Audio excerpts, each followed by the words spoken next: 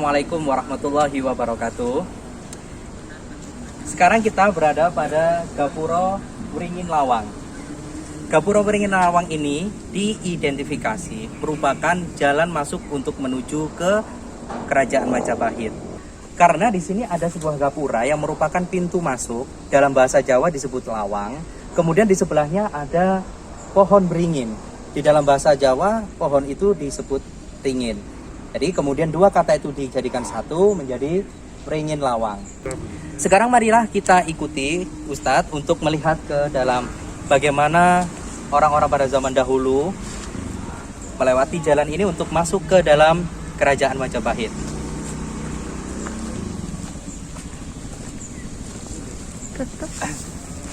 Kalian bisa lihat bagaimana suasana sekitarnya masih sangat asri dan terjaga keasliannya. Mari kita ikuti ke dalam lebih jauh lagi.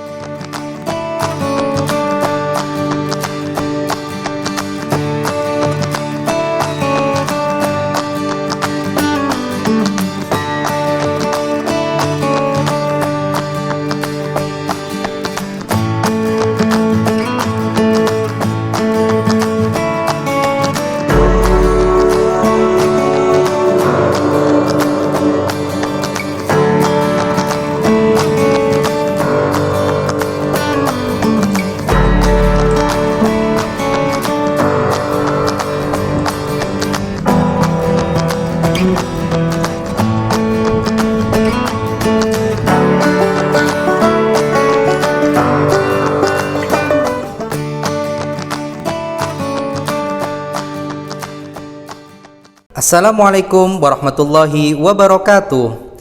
Baiklah anak-anakku, kali ini Ustadz Fatoni sudah berada di Museum Trowulan. Nah, di sini nanti kita akan belajar sejarah tentang Kerajaan Majapahit. Ada apa saja yang kita bahas di sini? Yuk ikuti Ustadz Fatoni ya. Baiklah anak-anakku, sekarang kita akan mencari informasi lebih lanjut tentang Kerajaan Majapahit. Kebetulan kita sekarang sudah berada di Museum Trowulan. Ustadz Fatoni sudah ada satu narasumber nanti yang akan kita gali informasinya tentang Kerajaan Majapahit. Baik, sekarang di samping Ustadz Fatoni sudah ada narasumber nanti yang akan memberikan informasi. Selamat siang Bapak. Selamat siang. Selamat siang. Baik, terima kasih Bapak. Bisa diperkenalkan Bapak namanya siapa? Nama saya Pak Abdul Rozak. Pak Abdul Rozak. Panggil Pak Rozak. Ye, baik Bapak. Ini saya mewakili dari teman-teman mau memberikan informasi kepada anak-anak didik kami dari SD Islam Raudhatul Jannah di Sidoarjo Bapak. Terkait pembelajaran kami di semester ini tentang Kerajaan Majapahit. Boleh nanti Bapak memberikan banyak informasi tentang kerajaan tersebut ya Pak? Boleh. Baik, terima kasih. Silakan duduk Bapak. Nah, sekarang kita akan mengulik informasi lebih jauh lagi tentang Kerajaan Majapahit. Ya. Pak Rozak, ini kan nama Majapahit itu menarik sekali menurut kami, karena Majapahit itu setahu saya adalah nama buah. Kok bisa jadi nama kerajaan? Itu bagaimana asalnya Pak? Jadi perjalanan Majapahit ini luar biasa sekali ya. Iya. Bahwa memang kenapa Majapahit ini merupakan ikon negara kita ya. Betul. Sudah meninggal nilai penting kaitan dengan nilai kesatuan dan persatuan ya, Bhinneka Tunggal Ika dan sebagainya. Nah, sehingga Majapahit ini berdiri ya tepatnya pada abad 13 sampai 15. Jadi di Jawa Timur dulu ini pernah berdiri 3 periodisasi raja-raja Hindu-Buddha ya. Tentunya diawali dari masa klasik Hindu-Buddha yaitu abad 10 yaitu Kerajaan Kediri ya. Kerajaan Kediri. Kemudian setelah Kediri runtuh dilanjutkan oleh Kerajaan Singosari yang berpusat di daerah Tumapel, Malang. Oh, di Malang, Kerajaan Singosari. Dan Singosari ini, Wangsa Rajasa ini nanti terahnya menurunkan raja-raja Majapahit ya, kemudian raja-raja Jawa gitu ya. Oh. Jadi ke Majapahit ini diawali dari setelah Kertanegara ini diruntuhkan oleh Jayakatwang ya. Jayakatwang. Disitulah Raden Wijaya ini akhirnya dikejar ya, kemudian sampai melarikan diri. Karena apa? Karena Raden Wijaya ini nantinya dialah yang mendirikan kerajaan Majapahit setelah bisa mengalahkan pasukan Tatar yang datang ke Jawa tentunya. Nah, disitulah Raden Wijaya mendirikan suatu pemukiman tempat tinggal yang dikenal dengan Alase Wongtre. Ini merupakan tanah sima yang diberikan oleh Jayakatwang ya kepada Raden Wijaya begitu. Nah, disitulah Raden Wijaya beserta pengikutnya yang setia tentunya. Iya. Nah, ini mendirikan pemukiman ya, tepatnya di Alase Wongtre. Berarti awalnya memang sebuah pemukiman gitu Pak ya? Awalnya ini merupakan hutan. Oh, hutan belantara yang dikenal dengan hutan tarik begitu ya, yang dikenal dengan hutan tarik ini. Nah, ini di situ mendirikan pemukiman beserta pengikutnya yang setia. Nah, di saat mendirikan sebuah pemukiman ya, tempat tinggal di sebuah hutan yang jauh dari pemukiman tentunya, di saat para pengikutnya ini kehabisan bekal ya, disitulah daerah Tarik ini banyak dijumpai pohon yang dikenal dengan pohon maja ini. Oh gitu ya, seperti yang sekarang ada di sebelah sana ya. Ya betul. Oke, baik. Lestarikan itu pohonnya. Nah, karena 2 hari katakanlah bekerja ya tanpa berhenti begitu, kehabisan bekal. Nah, melihat buah maja yang teksturnya hijau ya, seperti apa itu, melon atau apel jumbo gitu. Nah, oh, yang seperti ini ya Pak ya? Nah, seperti ini. Nah, sehingga baik. Tentunya kita tertarik untuk menikmati begitu. Padahal ternyata setelah dikonsumsi, dimakan, ternyata rasanya pahit sekali. Oh gitu. Jadi isinya ini ya seperti buah labu ya, warnanya keputihan begitu. Nah, ternyata setelah dimakan ini ya memang rasanya pahit-pahit getar begitu. Tapi memang sebetulnya buah Mojopahit ini bisa dikonsumsi nggak sih Pak? Saya kira ini sebenarnya nggak bisa dikonsumsi. Oh gitu. Cuman rasa pahit ini kadang-kadang identik untuk apa ya, untuk ramuan atau obat-obatan begitu yang biasa menggunakan ini, karena pahit mungkin identik dengan antibiotik barangkali gitu. Namun Majapahit ini dikenal ya setelah apa ya, berdiri hampir katakanlah 200 tahun begitu ya. Nah, setelah itu pada abad 19 muncullah nama Mojo-Mojo yang lain begitu, karena kaitan dengan Majapahit tadi. Oh gitu. Ada Mojokerto, kemudian nama Mojosari ya, Mojo Agung, Mojo Cece, dan banyak lagi mojo-mojo yang lain. Berarti memang nama kerajaan itu sendiri diambilkan dari nama buah ini. Maja yang rasanya pahit. Yang rasanya pahit itu ya Pak ya, Mojo Pahit gitu. Tapi arti dari Majapahit sendiri bisa juga kita memahaminya bahwa Majapahit ini didirikan dengan susah payah ya. Dengan rasa apa ya, getir pahitnya dalam saat mendirikan awal Majapahit ini. Karena memang Raden Wijaya ini apa ya, beserta pengikutnya ini dikejar-kejar oleh pasukan Jayakatwang pada saat itu. Oke, baik. Maka dari itu setelah menyerahkan diri ini baru mendapatkan sebuah tanah sima dari apa ya, kerja kerasnya ya, mengabdi di kerajaan Kediri Gelang-Gelang atau Jayakatwang ini. Berarti siapa Pak yang pertama kali mencetuskan nama Mojopahit itu sebagai nama kerajaan? Tentunya diilhami dari tadi Raden Wijaya tadi. Raden Wijaya. Ya, di saat awal ya mendirikan Majapahit itu. Iya. Karena Raden Wijaya tersebut merupakan pendiri dan merupakan raja pertama dari Mojopahit ini. Ya. Kemudian dilanjutkan dengan raja berikutnya yaitu putranya Jayanegara. Kemudian Tribhuwana Tunggadewi, dan setelah itu dilanjutkan putranya yaitu Hayam Wuruk ini. Nah, disitulah baru tentunya Nusantara ini diwujudkan bersama dengan Mahapatih Gajah Mada. Ya, baik. Itu tadi penjelasan dari Bapak Rozak tentang awal mula dinamakan Mojopahit itu kenapa. Ada yang mengatakan Mojopahit, Majapahit, boleh Pak ya menyebutnya dua gitu ya. Boleh. Tapi yang lebih ini di sini apa sih Pak? Mojopahit atau Majapahit sebetulnya? Majapahit, Majapahit. sebutannya Majapahit. Oh gitu, baik.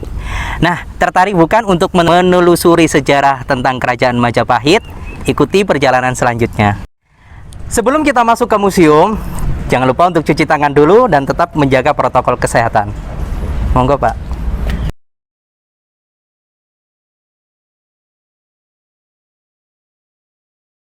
Nah, setelah kita sudah mencuci tangan dan menjaga protokol kesehatan, sekarang kita masuk ke lokasi museum.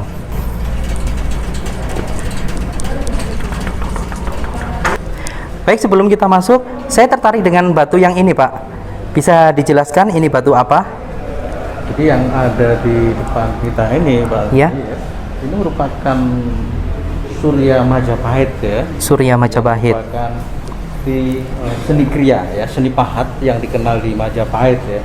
Namun Surya Majapahit ini merupakan sebuah simbol ya, atau di dalamnya ini terdapat medalion yang dikenal dengan Dewata Nawasanga gitu ya. Yaitu terdiri dari 8 penjuru mata angin, kemudian pusatnya ini Siwa ini. Kemudian dikelilingi sinar-sinar ini sebagai simbol legitimasi ya, simbol kejayaan ya. Nah, untuk Dewata Nawasanga ini meliputi 8 penjuru mata angin ya. Nah, yang di utara ini terdapat pusatnya ini yaitu Dewa Siwa, kemudian Iswara di timur, Mahadewa barat ya, kemudian Wisnu di utara dan Brahma di selatan. Kemudian Dewa Sambu ini di timur laut, Rudra barat daya, kemudian Mahesasura ini tenggara dan Sangkara. Ya, berarti batu ini melambangkan tentang dewa-dewanya itu, Pak. Iya, jadi Dewata Nawasanga ini tentu Majapahit ini mengenal dewa utama. Oh, gitu. Dikenal dengan Dewa Trimurti ya, yaitu Dewa. Siwa, Wisnu dan Brahma. Baik. Salah satu bukti dari masa kejayaan Kerajaan Majapahit adalah dengan ditemukannya situs-situs bersejarah seperti yang sudah ada di belakangnya Ustadz Fatoni ini. Ada Candi Brahu, kemudian ada Candi Tikus dan lain sebagainya. Bisa dijelaskan mungkin Pak? Yang ada di depan kita ini merupakan potret dari Candi Bajang Ratu ya. Ya. Jadi, Bajang Ratu ini sebenarnya merupakan gapura beratap tunggal ya. Oh gitu. Ya, yang terdiri dari atap, tubuh dan kaki. Nah, Bajang Ratu ini didirikan pada masa Raja Tribuana Tunggadewi ya, tepatnya setelah 12 tahun meninggalnya Jayanegara. Maka dari itu Bajang Ratu ini nama Bajang Ratu ini dikenal abad 19 Abad ya, 19. yang dikenal dengan Bajang itu bujang ya, masih katakanlah masih Belum menikah. sendiri, belum menikah begitu ya. Kemudian Ratu itu raja. Nah, jadi Dharma ini sebagai penghormatan ya, penghargaan begitu bagi Jayanegara atas jasanya begitu. Nah, Iya. fungsi daripada Bajang Ratu ini sebagai pintu gerbang ya, bangunan suci menuju ke tempat suci keagamaan di era Majapahit. Oh gitu. Oke, jadi kita sekarang berada di lokasi situs berikutnya, yaitu merupakan situs yang paling timur di kawasan Majapahit ya, Trawulan ini, yang dikenal dengan Candi Tikus ya. Jadi Candi Tikus ini merupakan sebuah candi yang memang keberadaannya di paling timur wilayah Trawulan ya. Dan Candi Tikus ini dikenal oleh masyarakat ya itu sejak abad 14 ya.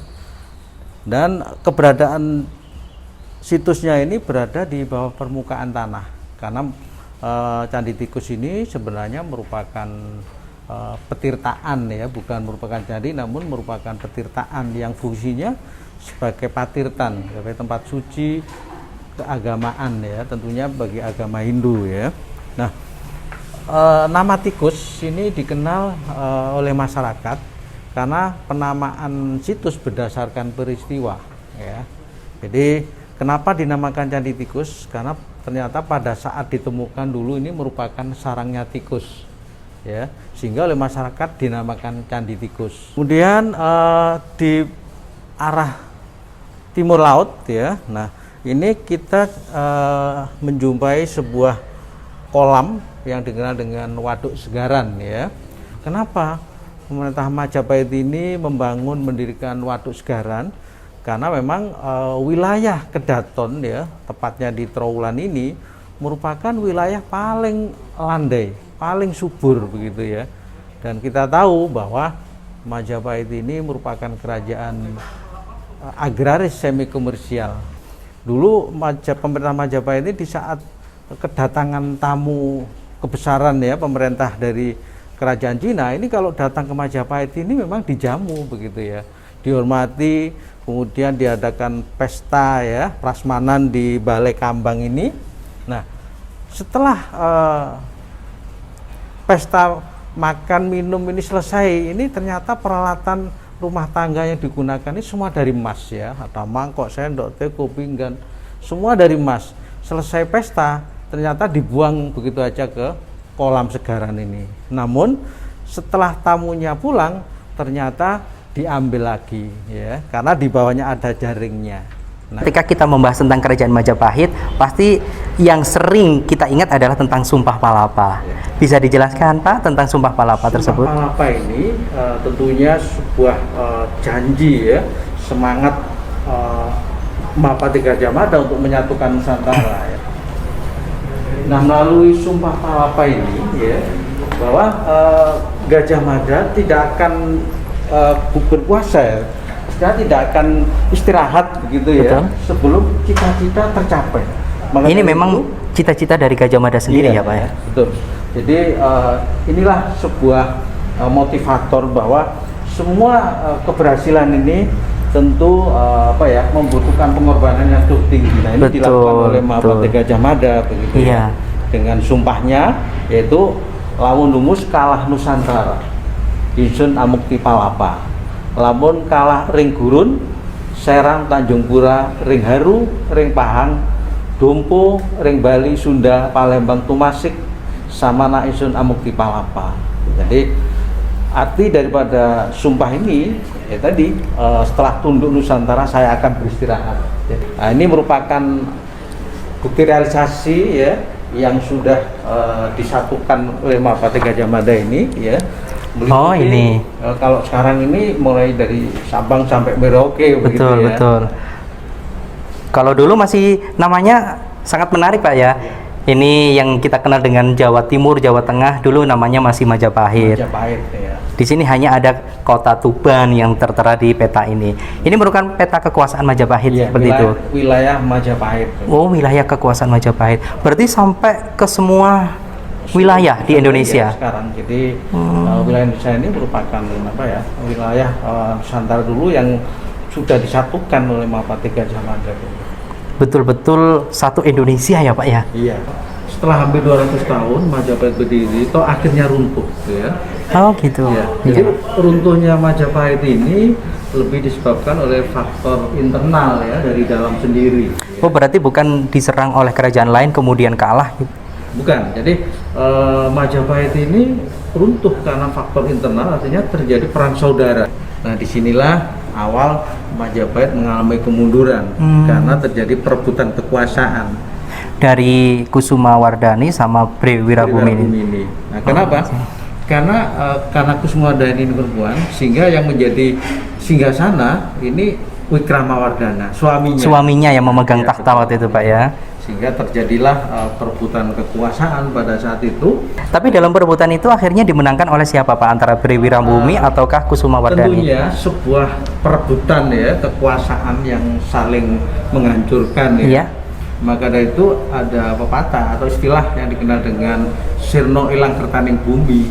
Jadi perang saudara dikenal dengan perang Parekrek. Oh iya baik. Nah, kalau di dalam bahasa Indonesia kan kita kenal ada peribahasa yang mengatakan kalah jadi abu, menang pun jadi arang. Sama-sama hancurnya akhirnya. Di saat Bre Kertabumi inilah di sini ini akhirnya Majapahit ini setelah runtuh ini, sehingga yang kaitannya dengan agama Hindu ya, sebagian para Arya ini berpindah begitu ya, atau hijrah, atau karena memang di daerah pusat ini terjadi perang yang berkepanjangan, sehingga sebagian ini bergeser ke Pasuruan, ke Tengger, ke Bromo, bahkan sampai ke Bali.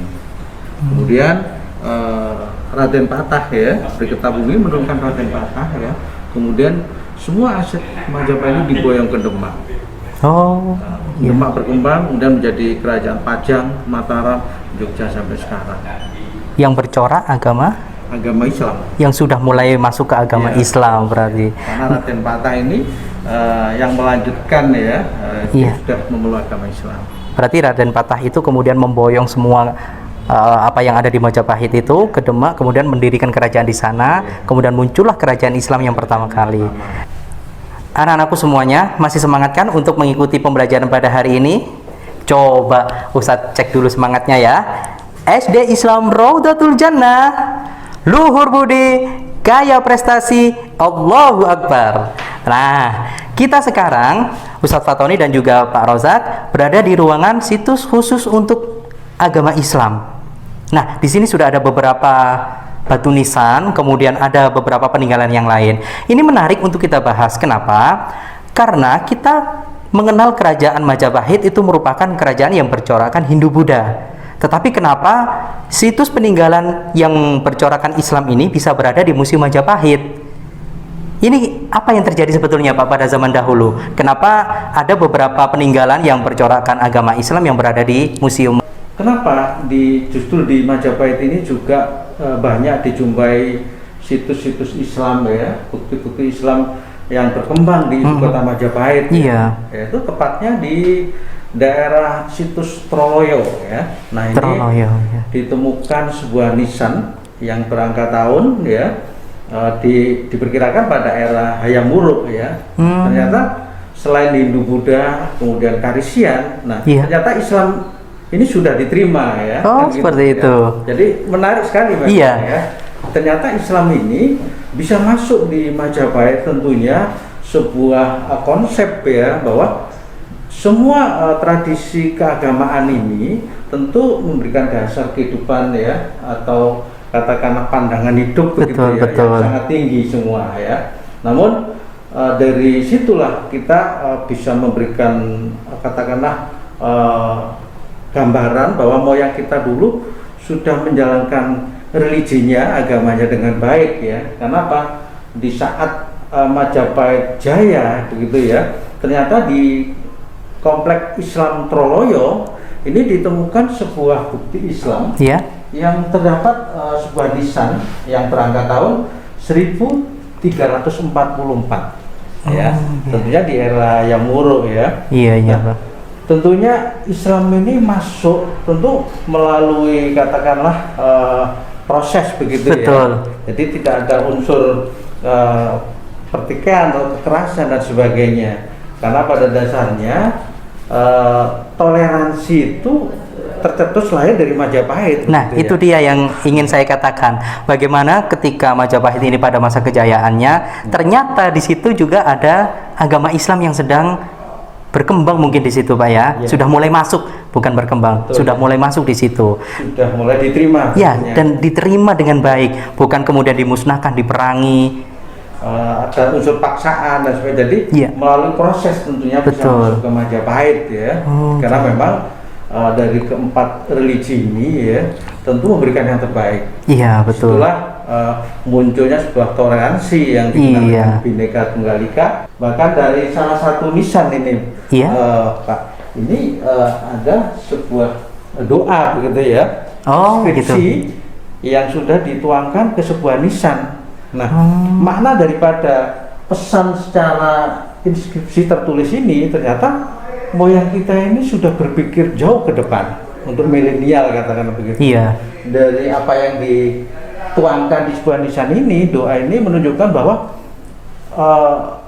kita ini sebagai apa ya, makhluk yang paling sempurna, gitu iya, ya. iya. Ternyata dalam hidup ini tidak ada yang sempurna begitu. Iya, betul, Ya. Pak. Nah, karena kita sebagai makhluk tentunya dalam hidup jadilah yang sempurna kan begitu. Iya. Ya. Nah, walaupun dalam hidup ini istilahnya tidak ada gading yang tak retak. Betul sekali. Melakukan kesalahan baik sesama maupun yang di atas. Maka dari itu Tuhan Maha Pengampun ya bagi umatnya yang minta ampun tentunya. Iya, betul. Nah, ini kaitannya dengan yang ditulis oleh moyang kita dulu, yaitu yang intinya Allahumma innaka afuwun karim. Tuhibul fa'fu anni. Menarik sekali, berarti pada waktu itu betul-betul antara kerajaan yang sudah berkembang dengan pesat, kemudian ada mungkin di situ di satu daerah yang juga sudah masuk dan menerima agama Islam, ini bisa hidup berdampingan, ya, dibuktikan dengan situs peninggalan sejarah ini, sehingga pesannya yang terkandung dalam sejarah ini adalah toleransi yang sudah disampaikan oleh Pak Rozak tadi. Toleransi ini tidak hanya datang dari siapa, tidak hanya datang dari kapannya, bukan dari agama apa, tidak memandang apapun toleransi ini. Suku, agama, bangsa, sama sekali tidak memandang itu. Semuanya harus bisa bertoleransi dengan baik. Baiklah Pak Rozak, saya ucapkan terima kasih banyak atas semua informasinya yang sudah diberikan. Luar biasa untuk pertemuan kita hari ini, mudah-mudahan memberikan manfaat untuk kita semuanya. Ya, betul sekali Pak. Ya, untuk selanjutnya mungkin Pak Rozak, karena kita tadi sudah bercerita banyak sekali, saya mohon ada yang disampaikan pesannya kepada siswa-siswa kami dari SD Islam Rodatul Jannah. Silakan Bapak. Dengan moto ya, kenali negerimu, cintai negerimu, ya, melalui budaya atau religi yang sudah diberikan. Baik. Oke, saya kira terima kasih. Mudah-mudahan semua memberikan manfaat yang baik. Amin ya rabbal alamin. Baik, terima kasih Pak. Saya Tony dari SD Islam Rodatul Jannah. Mohon undur diri, pamit dulu Pak nggih. Baik, terima kasih Pak. Assalamualaikum warahmatullahi wabarakatuh. Demikian tadi jalan-jalan kita hari ini di Museum Trowulan. Tentunya jalan-jalan kita hari ini tidak hanya sekedar jalan-jalan saja, tapi jalan-jalan edukasi. Terima kasih. Ustadz Fatoni undur diri dulu. Assalamualaikum warahmatullahi wabarakatuh.